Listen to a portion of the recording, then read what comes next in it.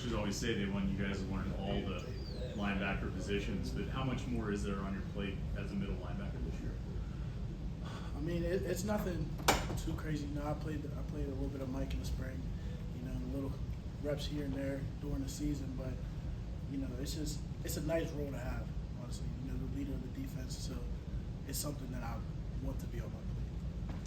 Is there more of a vocal element to it? Do you have to like communicate to the guys more on the field than you do? Yeah, definitely. You gotta take care of the whole defense. You know, I gotta get the front set, I gotta get the blitz directions, all that. You know, take off blitzes, checks, everything. So it's a big vocal part. It's a lot more responsibility because it's in some ways feel easier to know like I've got this one position that I can focus on. That's all I can worry about. Yeah, a little bit. It's a lot easier for me because I know all three positions as a linebacker. So you know, I know what different guys are doing. You know, so knowing the whole defense, it's not so much just focusing on me because, like I said earlier, I got to take charge of everybody. How did Brandon George help you, like in terms of learning from him, maybe some stuff regarding playing middle and linebacker? I mean, he really took me under his wing, you know, since I got here. First day I stepped in here, he's been helping me out. So he's been a big part of my career, you know, knowledge-wise, even just growing up as a man. You know, he's been a big part of my life. Anytime I need him for a question or something, he's always one call away. If I call, he answers his text. He answers in 5 minutes, so he's a big part.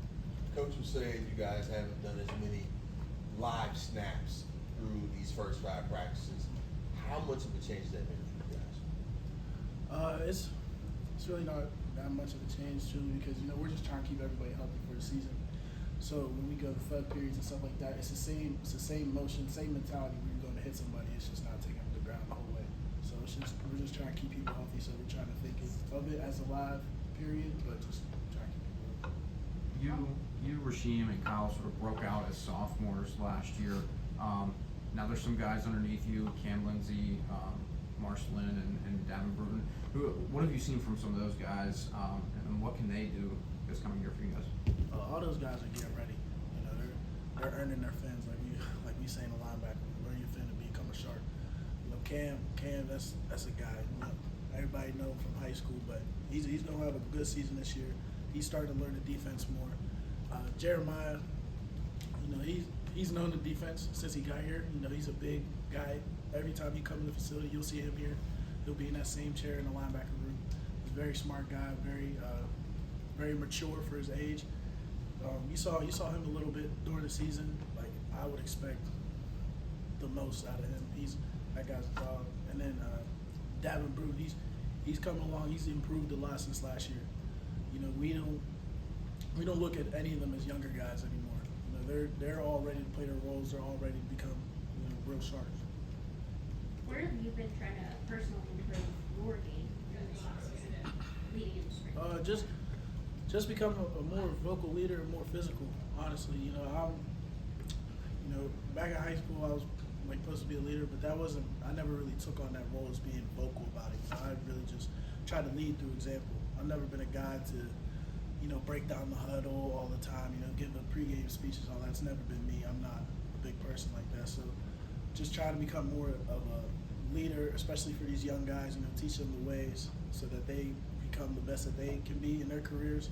So being more vocal and then also just being more physical. You know, I feel like that's something that I lacked a little bit last year. I was trying to do too much of like finesse moves when I could have just hit somebody. You know, I think I missed a couple tackles also because I wasn't trying to just run through their face. I was just trying, you know, to bring them down. So.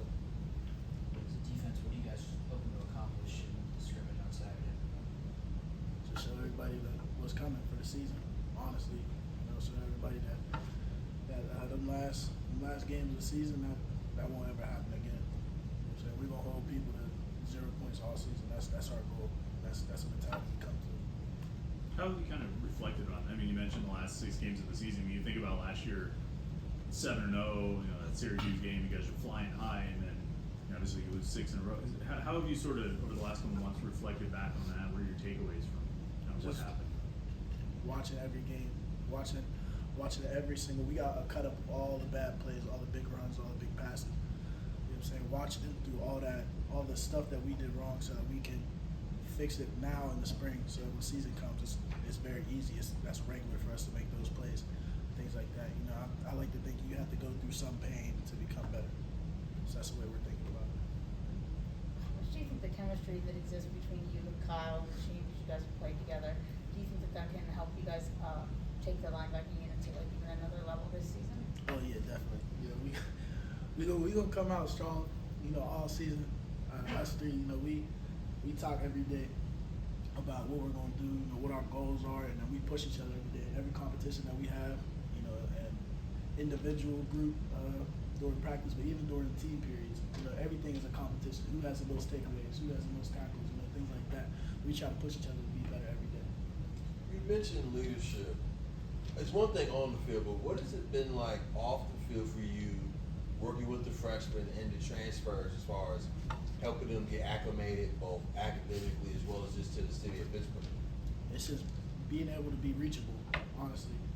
You know, I just moved off of campus, so I'm not with the freshmen and all the time. But no, I always tell them that I'm one phone call away.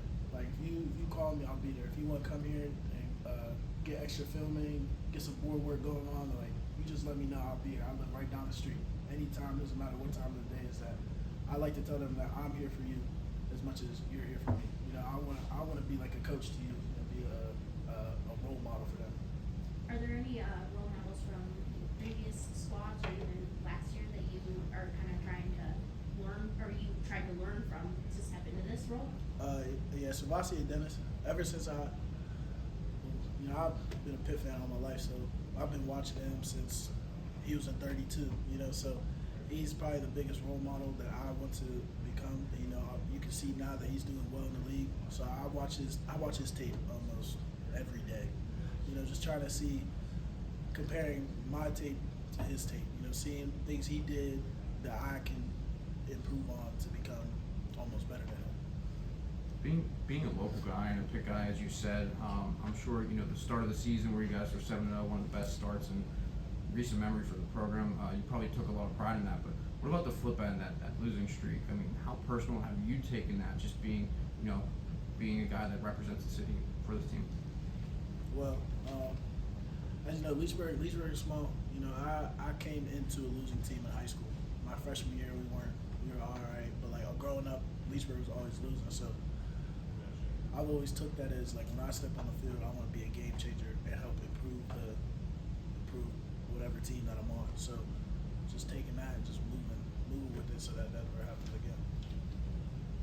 You've had opportunities to maybe explore the portal, things of that nature. What has made you want to stay here?